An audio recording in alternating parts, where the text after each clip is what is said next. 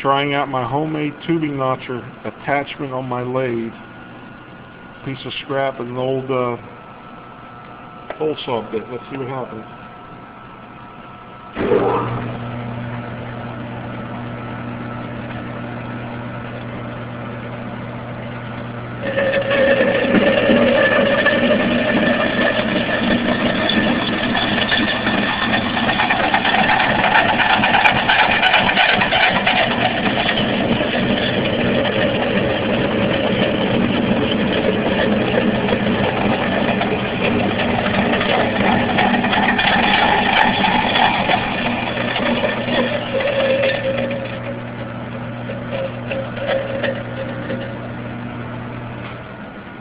Voila!